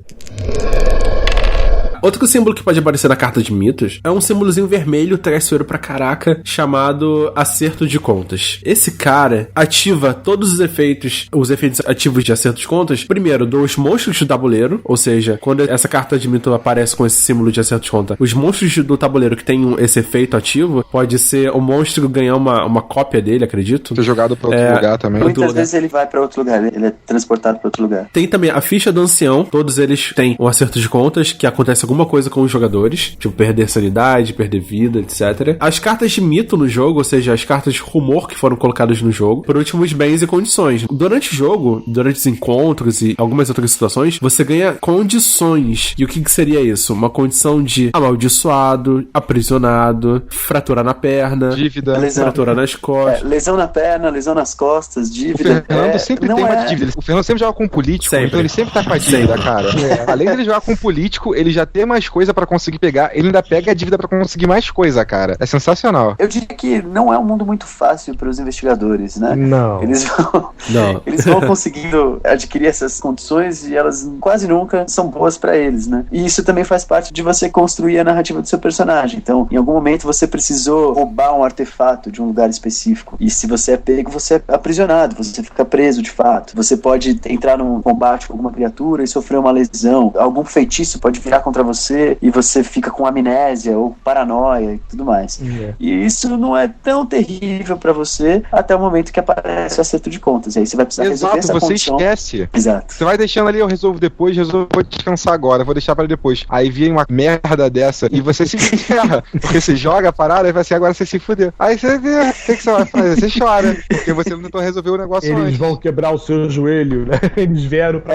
vai ser terrível, cara. Exato, cara, é bizarro. O mais interessante dessas condições é que na parte da frente, e isso é uma mecânica muito legal de se ver, é que na parte da frente elas se repetem algumas vezes, seja amaldiçoado, seja dívida e tal, mas a parte de trás delas, cada uma tem um efeito diferente, então você nunca vai ter uma condição que você comprou e depois comprou outra. Os efeitos atrás delas, que são ativados quando aparece o acerto de contas, eles são muito diferentes uns dos outros. A única forma de se livrar da maioria dessas condições é descansando, rolando o dado e tirando 5 ou 6. Isso é bem específico quando você descansa e tenta recuperar dessa sua condição. E quando não consegue, uma coisa muito ruim acontece. E geralmente é muito ruim. É um jogo que você tá correndo contra o relógio, descansar é muito ruim. Exato, ruim, esse é o problema. Você não quer descansar porque você tem que comprar item pra matar um monstro no outro turno, ou você tem que andar até tal lugar pra chegar mais perto do seu objetivo, e você não quer descansar. E você descansa, consegue resolver seu problema, mas... O maior inimigo desse jogo é você administrar o tempo. Exato, cara. O tempo, cara. Perfeito. Quando você puxa a carta do mito, você também pode ter um símbolo que faz aparecer portais. Isso daí pode ser traiçoeira pra quem joga com muitos personagens, né? Quantos mais personagens você tiver, mais portais vão aparecer no mapa ao mesmo tempo. E quanto mais portais estiverem aparecendo no mapa, mais casas o marcador de perdição vai andar quando o presságio passar por aquilo. Então é uma correria pra fechar portal também. Você tem que administrar muito bem os objetivos do mapa conforme eles vão acontecendo. Vai deixando os portais irem aparecendo também, e dependendo de onde você pôr depois ali na rodada do mito, eles puxam mais monstros desses portais, né? Monstros, então fica mais difícil. Às vezes tem um monstro ali, dá pra você matar, e você, dá pra matar, vou esperar pra resolver o negócio aqui, depois vou lá. Aí quando passa todas as fases, chega na fase do mito, aí vem mais, tipo, bota 2 monstros ali, e 2 monstros fortes. E aí? Como é que você vai resolver agora, meu amigo? Chora. Pra quem não conhece o jogo ainda, tá? E tá ouvindo esse podcast, o jogo, ele se joga assim, de 1 a 8 jogadores. E ele funciona muito bem de 1 a 8 jogadores. Isso é bem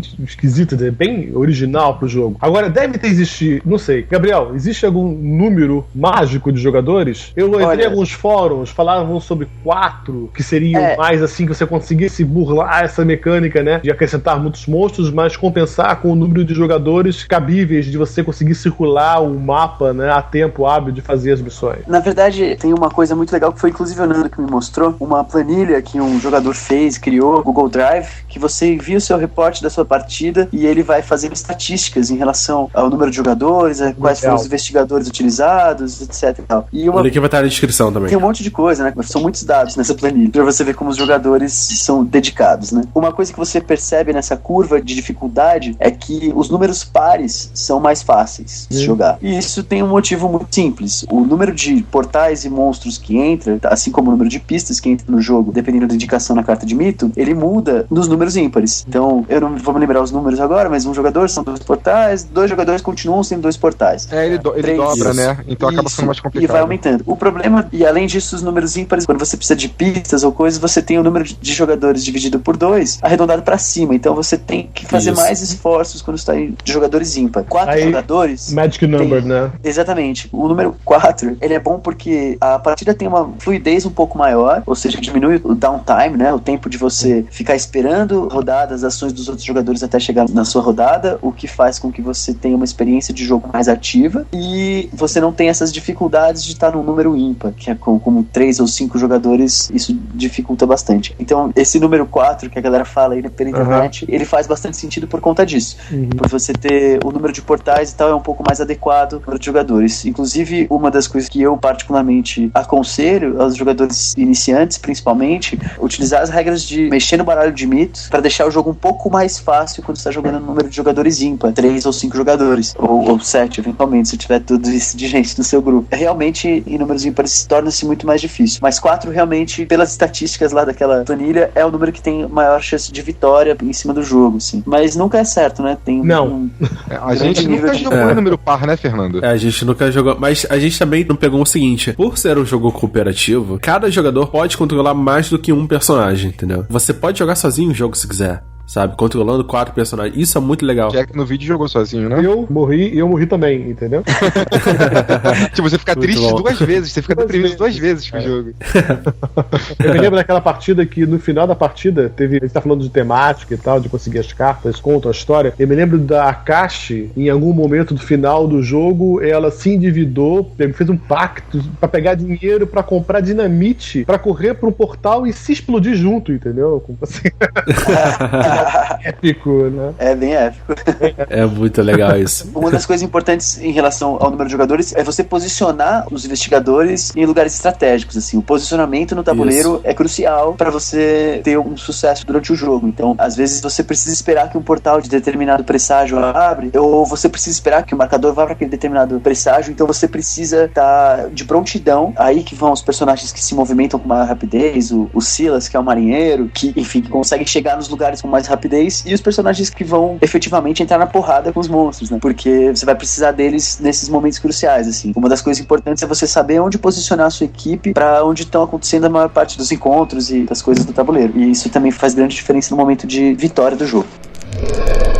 Na carta de mito ainda, pode vir o símbolo de invasão de monstros, que baseado nas cartas de referência, pelo número de jogadores que a gente estava comentando agora, faz aparecer de 1 até 3 monstros em cada portal do presságio atual. Ou seja, você visualiza o presságio que tá, os portais estiverem com aquele símbolo, vão aparecer de 1 a 3 monstros, baseado no número de jogadores. Quando um monstro aparece, ele tem um efeito de invocação, né? Tipo, alguns deles. E esses efeitos, geralmente, eles fazem mover o monstro para lugares específicos do mapa. Então você nunca tá seguro, assim, mesmo que você esteja longe do portal, os monstros podem ir até você por causa desse efeito de invocação. Também tem o símbolo de fazer aparecer pistas, ou seja, no mapa você tem diversos espaços e você tem um saco de pistas, né, que você sorteia uma pista e nela vai ter um número que corresponde ao espaço e você coloca essa pista naquele lugar. Então qualquer pessoa que passar por lá pode fazer um encontro de pesquisa para poder conseguir essa pista e essa pista será usada para algum objetivo de mistério, de missão ou de rerolar dado. E você também pode encontrar o rumor, que são as cartas azuis de mito. Geralmente cartas de rumor, elas têm umas mecânicas muito únicas e envolvem monstros únicos, né? Monstros épicos, geralmente. Elas servem pra te atrasar, pra te tirar do rumo da aventura, cara.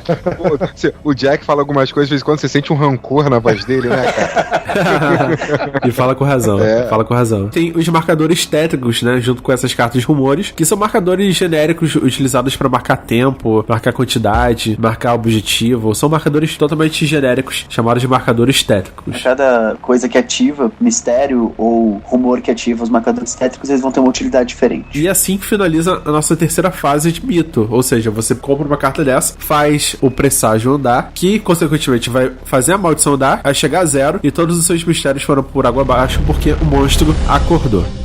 E é por isso que geralmente a gente perde a compostura e tem que partir pra porrada. Exatamente. Partir pra agressão física e psicológica no caso do Lovecraft. Essa coisa de perder a compostura é muito legal, porque tem um dos monstros, é uma multidão enfurecida. E ele pode surgir em algum momento, uma multidão enfurecida querendo destruir tudo, né? É bem legal a ilustração da peça de monstro, inclusive, da multidão enfurecida. A multidão enfurecida, você pode fazer um teste de influência pra convencer eles que não tá acontecendo nada e essa multidão vai embora, sem você lutar com ela. Você falou de perder a compostura, tem uma personagem que é a atriz, tem muita influência. Então, e o político também. E o político também. Então você pode ir lá e mandar a atriz, ela vai lá e acalma a multidão, dá uns autógrafos, né? E faz o monstro embora. Isso é bem legal. Aí você não precisa perder a compostura nesse caso. Mas geralmente não é um monstro tão fofinho quanto uma multidão enfurecida. São coisas muito mais terríveis e assombrosas.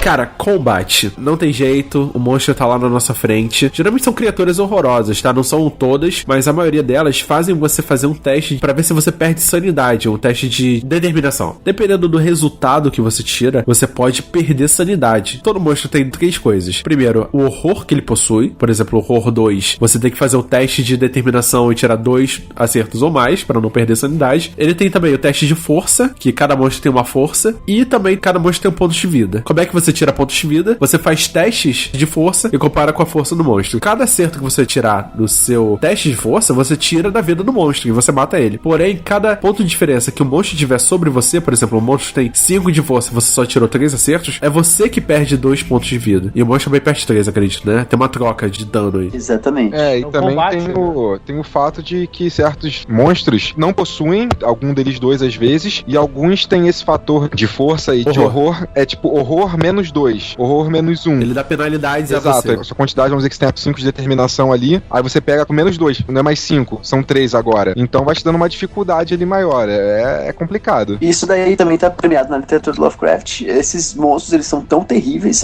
a visão desses monstros é tão horrível que você precisa fazer um teste de determinação pra ver se você não fica maluco. Pensa nisso, você encontrar uma coisa que é tão horrível, que é tão assustadora, que ela vai fazer você perder a sua sanidade, cara. Isso daí é uma das coisas mais interessantes do jogo. Você poder ser eliminado porque você ficou maluco, porque você não conseguiu aguentar o horror daquela situação. Tem conseguificação pra poder depois bater num monstro ainda, né? O combate, na verdade, ele é simples.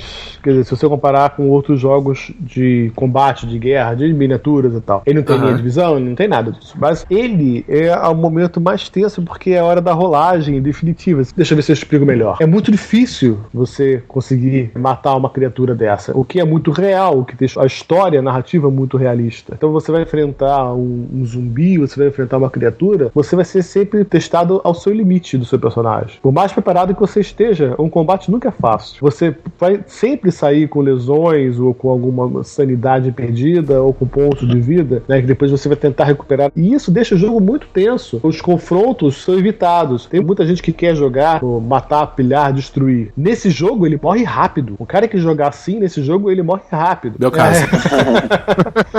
Esse jogo, ele é pra você evitar os combates ao máximo. Você vai realmente enfrentar o essencial, porque é muito difícil. E é o que é muito realista, né? Você sozinho lá, às vezes com uma Derringer, com uma pistolinha, tem que matar, né, um lobisomem, cara, entendeu?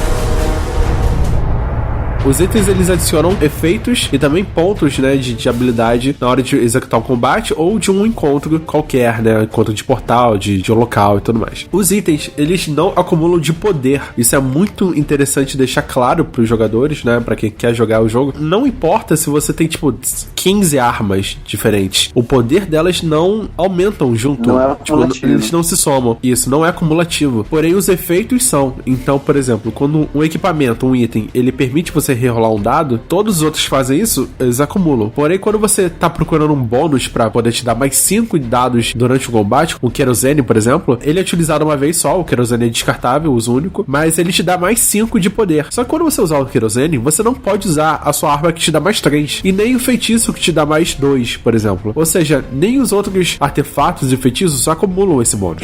Durante o combate, você só pode escolher um bônus de pontuação pra poder utilizar no combate, e todos os outros efeitos acumulam. Existem artefatos ou itens que adicionam 1 ao resultado do seu dado, em pelo menos um dos dados. Ou seja, se você tirar um 4, você pode adicionar 1, pronto, 5 é o acerto. Tem itens que também dão acerto crítico, ou seja, quando você tirar um 6 de acerto, na verdade ele equivale a 2 acertos, porque foi um acerto crítico. Isso é muito interessante porque eles faz você balancear os itens. Você quer enviar os itens para outras pessoas, você quer trocar esses itens com as pessoas. E o político é uma das melhores pessoas para fazer isso. O único lugar na vida que você vai ouvir alguém falando isso no Brasil.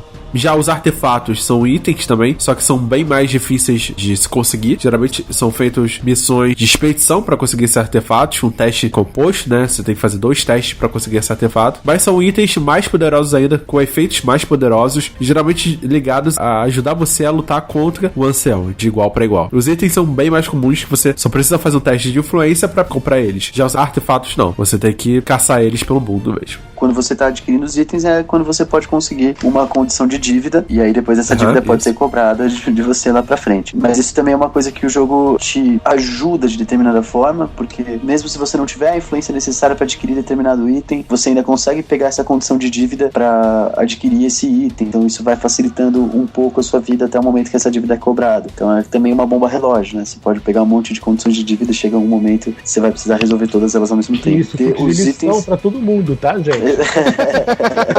A gente quebrar o seu joelho. Exatamente. Isso quando são só mafiosos, né? Às vezes são caras cultistas que vêm atrás de você e você vende sua alma, sei lá. Mas os itens são cruciais pra você conseguir avançar durante o jogo. Se você não consegue nenhum item, é muito difícil só com as suas proficiências você conseguir passar por todos os encontros e os efeitos que vão acontecer com você durante o jogo. Então, os itens são uma parte importante aí da jogabilidade. A gente também não falou sobre os feitiços, né? Que é quase uma espécie de item, mas na verdade eles são ações que você pode fazer e elas causam efeitos especiais. Por exemplo, adiciona tanto durante um combate de alguém, ou teleporta uma pessoa para outro lugar, ou fecha um portal imediatamente. Tem diversos tipos de feitiços. E qual é a coisa mais legal deles? Dependendo do número de acertos que você teve, o efeito colateral do feitiço muda. Você tem um efeito positivo, que você tem que fazer o teste, e dependendo do número de acertos, o feitiço pode funcionar bem demais, ou você pode se ferrar totalmente depois que o efeito dele passa. Foi assim que o Charlie morreu da última vez que eu joguei. O feitiço também é muito legal porque ele faz coisas que você poderia fazer só na fase de encontros e você consegue fazer na fase de ação. Ou você consegue usar o efeito do feitiço para dar ações extras para outros personagens, como por exemplo transportar eles para outros lugares. Se você tiver investigadores que tenham bons feitiços e consigam utilizá-los bem, isso também faz uma grande diferença no jogo. Então, tudo isso que a gente falou, dos itens, os artefatos, os feitiços, mostra o quanto o jogo é variado, né? O quanto, dependendo da equipe que você assimilou aí de personagens, pode ser diferente a sua estratégia. Às vezes é uma estratégia que é baseada nos feitiços e você usar esses feitiços para enfrentar os monstros, fechar os portais. Às vezes ela é baseada somente nos itens e aí os personagens vão depender desses itens. E se você consegue os artefatos, né? O recurso mais difícil de adquirir são realmente os artefatos. Eles vão te auxiliar bastante durante o jogo, assim. São estratégias diferentes para lidar com as mesmas situações. Isso é muito bacana dessa parte desses recursos. Além disso, os feitiços, eles trazem o lado místico pro controle dos personagens, porque até então o jogo deixa toda a parte mística por conta dos mitos, né, das criaturas sombrias e tal, e você tem a oportunidade de permear um pouco nessa narrativa, nesse universo também, com magia, com tomos misteriosos, você encontra em bibliotecas livros misteriosos, isso te prepara, ao mesmo tempo que te tira a sanidade, né, te leva pro lado louco do jogo. Isso é Lovecraft, cara, isso pra mim é o que narra todo o universo do jogo, é justamente essa oportunidade de o seu personagem experimentar, realmente enfrentar e encontrar esses feitiços e tomos mágicos. Então agora você resolveu os 3 mistérios, mas igual a gente, na fase do mito, o presságio andou, a perdição foi a 0, o Elder One, o ancião, acordou. E agora tá todo mundo fudido, ferrado, e você vai pra sua última batalha épica de tudo ou nada contra esse cara. O resultado é a morte certa, não há vitória, entendeu? Se você chegou nesse estágio, meu amigo, mas pra quem já conseguiu vencer esse ancião e todos os 4 anciões, isso eu duvido muito, tá? Mas se você conseguiu, o que tem pra você após o Eldritch Horror? O que tá vindo por aí? Eldritch Horror é sucesso, tipo, de boards aqui, que eu converso com a galera, o pessoal tava ansioso pra jogar, e eu jogo sempre com os meus amigos, mas o que vem além disso, assim? O que vem por aí, Gabriel? A Fantasy Flight já prometeu isso publicamente, e a gente já tem algumas informações também que a franquia do Eldritch Horror vai ser muito bem trabalhada por eles. Isso já foi anunciado, já foi, na verdade, mostrado lá fora com o lançamento da primeira expansão, que é o Forsaken Lore, né? E ela já foi publicada lá fora, ela adiciona um novo ancião e mais cartas de todos os outros encontros pro jogo. O ancião nesse caso é o Ig, né? A criatura serpente e tal, o pai das serpentes. Inclusive a Fantasy lançou a expansão Mountains of Madness, foi em 2014, no finalzinho de 2014, e esse ano, em 2015, ela pretende lançar uma nova expansão chamada Strange Remnants. Tem um artigo completo sobre essa nova expansão lá na postagem do site. Dentro do universo de Lovecraft, a gente vai trabalhar muito bem com o Eldritch Horror agora, então quem tá jogando o jogo pode esperar que todas as expansões vão sair. Isso eu posso garantir imediatamente, assim que possível, ela ser publicada no Brasil. Como assim? Tem várias questões que atrasam a publicação de alguns títulos no Brasil, né? Alguns títulos eles são publicados exclusivamente nos seus países de origem e depois que só numa segunda ou terceira impressão que eles são abertos para impressão internacional. Então a gente tá trabalhando com o Eldritch com muito cuidado e com muito carinho, porque a gente gosta muito desse jogo e a gente também é muito fascinado pelo universo do Lovecraft lá dentro da Galápagos. Então a gente pode garantir que todas as expansões vão sair assim que possível. O Forsaken Lore é uma delas que já tá aí no forno para chegar muito em breve aqui. Essa expansão vai ser lançada. Inclusive, a gente tá lançando esse episódio no dia 25 de maio de 2015, porque hoje começa a pré-venda da reimpressão, né, do Eldritch Horror, que ficou fora de estoque há alguns meses, foi um sucesso de vendas e tal. Então hoje começou a pré-venda dessa segunda edição, essa reimpressão, e também da expansão, que é o Conhecimentos Estranhos. Essa expansão que o Gabriel acabou de comentar. Forsaken Lore tá em pré-venda tanto na loja da Galápagos Jogos, quanto em diversas outras lojas virtuais. A expectativa é que sejam enviadas em breve. Então, se você não tem o jogo Eldritch Horror e curtiu esse episódio e quer conhecer mais um pouco sobre os board games, cara, dá uma acessada lá. O preço tá bem acessível, eles parcelam e tal. Então, hoje começa a pré-venda, vai esgotar, então corre atrás. Pegue o jogo e a expansão, que tá incrível. Agora, dentro do universo de Lovecraft, no geral, esse é o jogo que a gente vai trabalhar melhor agora. Munchkin Cthulhu também, uma coisa um pouco mais de troça com esse universo, mas se você gosta do universo de Lovecraft, você vai se divertir bastante com esse jogo. E fora isso, tem outras coisas aparecendo por aí, mas dentro do universo de Lovecraft, a gente vai trabalhar bastante com o Eldritch agora, inclusive uma orientação da Fantasy Fight, que a gente trabalha com cuidado, assim, nos próximos meses. Olha só. Muito bom. Excelentes notícias, né? Eu fico muito animado com as expansões, principalmente essa nova, essa Mountains of Madness. Ela adiciona um sideboard, sim, né? Da Alaska, eu acho. Na verdade é uma novela do Lovecraft, nas Montanhas da Loucura. Bem legal, recomendo a todos lerem. Bem legal, e tem as criaturas abissais e tudo mais, que já aparecem. Vai ter o conto aí traduzido, o link, tipo, todos esses que você encontra online traduzidos, é totalmente aberto hoje em dia. Tem uma edição da editora Edra, muito boa, nas Montanhas da Loucura, que saiu agora, e é muito bacana, é uma novela que vale a pena você ter e você dar uma olhada, assim, que é uma das coisas que é uma das bases do mito do Lovecraft. Então, ele foi aplicado lá fora, né? E aí, assim que ele estiver disponível, com certeza ele vai estar aqui no Brasil também, traduzido pra todo mundo conseguir jogar. O que me chamou muita atenção é a quantidade de cartas que ele adiciona. É uma coisa impressionante, são quase 200 cartas novas. Exatamente. Caraca. E são cartas que você adiciona ao jogo original, ou seja, o jogo original tem quase 200 também. Você tem quase um novo jogo original completo, você mistura aí. O Forsaken Lore, por exemplo, tem 148 novas cartas de encontro. Olha. Que é a próxima expansão, essa próxima que tá chegando aí. Incrível, incrível. E também tem condições novas, tem artefatos novos, tem mistérios novos, né? Porque no jogo original você só tem 4 por cada ancião, e você tem que resolver 3. Nas expansões você adiciona novos mistérios, 2, 3 novos mistérios pra você embaralhar e sortear. E pros anciões que já tem, né, no jogo base também, isso é bem legal. Você adiciona também isso. Eu achei muito legal, cara. Assim, é uma produção muito bem feita, é uma pesquisa, um cuidado. Fico impressionado e tô muito animado pra ver o que vem por aí. Eu acho que Lovecraft se encontrou mesmo no board game e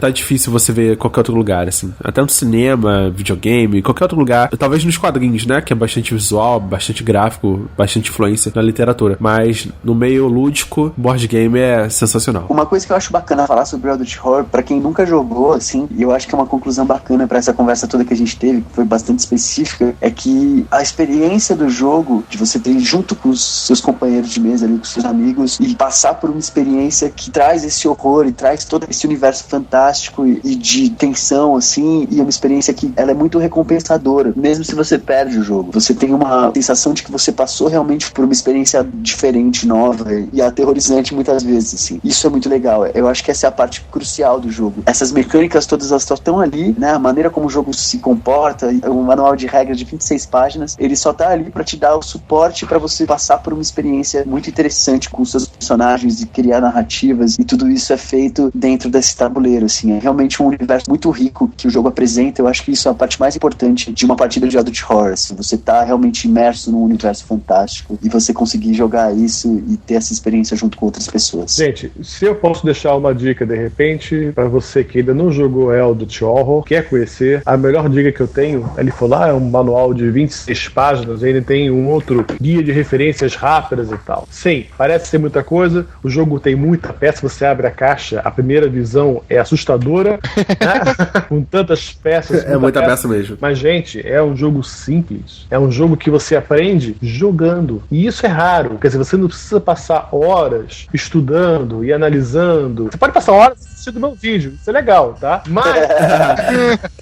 jogando é a melhor forma de aprender, cara. Com certeza. Vamos avisar logo que o Jack Explicador fez uma série de vídeos, né, explicando o jogo passo a passo. Eu, pessoalmente, aprendi olhando os vídeos do Jack. Foi por isso que eu... aprendi tudo errado, cacete. Tudo em inglês, tá ferrado mesmo. Mas foi o que me motivou também a correr atrás do jogo, né, procurar o jogo. Toda forma que você puder, tipo, se informar sobre o jogo antes de comprar ele, acho legal também, porque aí você cria uma expectativa maior. Quando ele chega, você já quer a expansão, é uma loucura. É muito bom. bom, cara. É muito legal. O aprendizado, como você tá falando, eu recomendo. Os vídeos vão estar aqui na postagem. O primeiro deles da série. É uma série longa, né? Você realmente gravou todos os episódios. Cara, essa série foi uma novela pra mim. Porque no meio da gravação eu me mudei. Nossa. Eu tive que desmontar, remontar tudo. Foi uma loucura, mas a gente conseguiu chegar até o final. Tá aí a nossa recomendação também, cara. O Jack tá aqui, por isso é uma referência pra gente e espero que seja uma referência pra vocês também. Galera. Eu agradeço demais a participação novamente do senhor Gabriel Caropreso, que é o nome maneiro de se falar. Gabriel Caropreso da Galápagos. E aí, Gabriel, onde é que o pessoal pode te encontrar? E onde é que o pessoal pode encontrar também o jogo, né? O Eldritch Horror aqui no Brasil. O mais importante que me encontrar é encontrar o jogo, porque eu não sou tão interessante. A Galápagos tá no Facebook, facebook.com/GalápagosJogos. Estamos no Instagram também agora, e você consegue ver imagens dos jogos e vídeos. Olha e só. tal. Só que o mais importante agora foi uma ferramenta que eu cheguei até a comentar sobre ela no último podcast, que foi o novo portal da Galápagos. É o nosso site agora, www.galapagosjogos.com.br.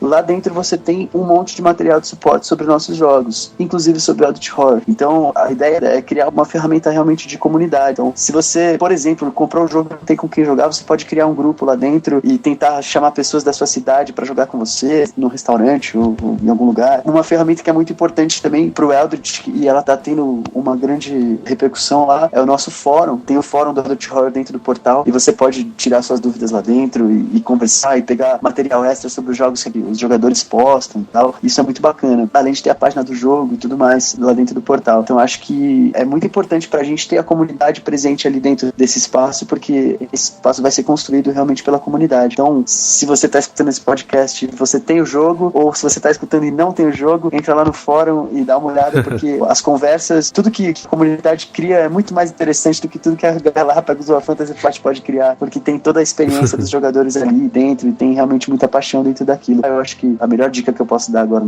acessar o site da Galápagos e ter a experiência de discutir e trocar ideias com outros jogadores sobre as suas experiências de jogo. A gente participou do beta, né, do portal da Galápagos, a gente testou bastante coisa, e o tempo todo eles estão melhorando, evoluindo, então todo o feedback que você deixar lá, eles realmente olham com carinho e estão sempre melhorando, adicionando uma coisinha, corrigindo outra. Então é um portal que tá sempre evoluindo, isso eu acho muito legal de ver, assim. Não só da comunidade, mas também da própria plataforma. Então a gente tá lá também, então adiciona a gente lá, o Rodney Rosa e eu, Fernando Chon, lá na galapagosjogos.com.br, e a gente continua nosso papo por lá também. Queria agradecer Jack, o Explicador, cara. Esse nome é genial, cara. Parabéns. É um apelido de infância, cara. Por que isso, cara? Cara, é RPG, cara. A galera, assim, não tinha jogo no Brasil, cara. O que existia de jogo no Brasil era tudo importado, era muito difícil de conseguir. Eu tinha certas facilidades de família viajando e tal, sempre recebia muita coisa de fora, começava a colecionar. Eu tinha, então, que ler, aprender o jogo, e depois eu reunia a galera pra explicar as regras. E aí eu ganhei esse apelido, acho que com 15, 16 anos de idade, cara.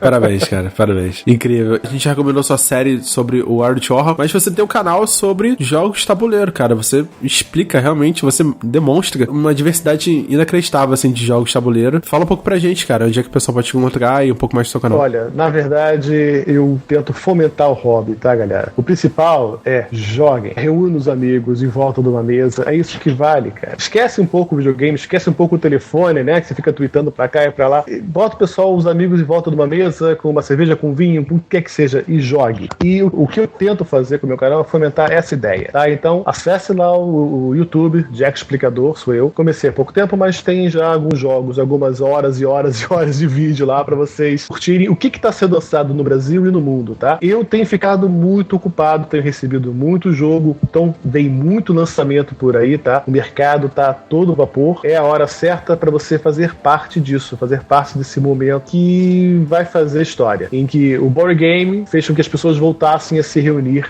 voltassem a conversar e se divertir. E existem encontros, né, espalhados pelas grandes capitais de board games? Sim, e interiores também, você já tá isso em todo lugar no Brasil. A gente tá apoiando um evento em Patos de Minas, cara. É. O pessoal de Patos de Minas, que escuta o Pod Terror, tem um evento acontecendo acontecendo lá também. A Olha gente aí. tá apoiando evento no Acre, que eu acreditei que não existia até... Existe esse Acre, no né? Acre. Exatamente. Eu acreditei que não existia Incrível. até a gente receber esse e-mail. Estamos apoiando o evento lá também. As iniciativas estão surgindo. Eu fiquei quase emocionado quando o Jack falou, porque é isso. A gente tá no momento que as pessoas podem se juntar e se encontrar, e os jogos de tabuleiro proporcionarem esses encontros tão bacanas, assim. Tem esse espaço, tem essa ferramenta, essa plataforma, então eu acho que as pessoas têm que se encontrar e jogar mais jogos. A internet tá aí pra juntar as pessoas no interesse comum do hobby, tá? Então, galera, procure os canais, procure os podcasts, procure as revistas, procure os sites. Esse portal da Galápagos está funcionando, tá? Você encontra muita gente lá. Fica por dentro do que tá rolando, aonde. E frequente, cara. Vai lá, sai de casa, vai até um encontro desses. Eu tenho certeza que você vai conhecer um monte de gente legal, vai fazer novas amizades e conhecer novos jogos. E quando você ficar sozinho em casa, não tiver nada pra fazer, assina lá o Jack Explicador, que ele joga com isso aí. você. A gente fica batendo Você papo lá solitário.